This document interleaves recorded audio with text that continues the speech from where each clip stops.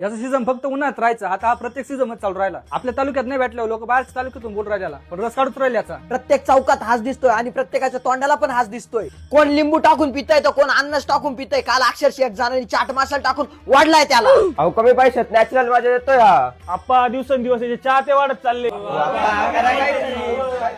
आम्ही काय म्हणतो, हे गप, एका सीझन मधले ना सगळे मिळून लोकांना चिल करू. अहो पण तुम्ही बकासूरला समजून सांगा ना, लहान मोठ्यापासून सगळ्यांना हात चिल करून राहिला. उद्या लोक भाकर सगळं चोरून खातील याला. आप्पा आमचं जाऊ द्या, फांटा तर तुमचा फॅमिली मेंबर होता ना, कसा घाण खुट्टा ठोकला त्याच्या. गप, तुझ्या आईला बोलवलंय ना त्याला कॉम्प्रोमाइज करायला. आल्यावर बोला सगळ्यांनी.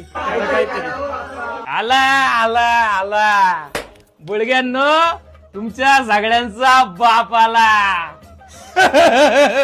नमस्कार रसना आप्पा. ए उठ रे, जागा दे आला. ए तू सरक, त्याला उठवतोय. ए बोल रे माझा, काय कॉम्प्रोमाइज करायचंय?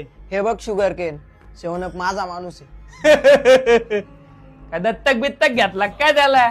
सरबत सांग यांना. तसंच समज, दत्तकच घातला. आमच्या मार्केटमध्ये हात नाही घालायचा. अरे बुळग्यांनो, आमच्या परमिशन शिवाय बर्फ टाकू देत नाही. तुम्हाला मार्केट गाव देऊ का? म्हणजे सगळ्या मार्केटमध्ये तुम्हीच हवा करणार काय?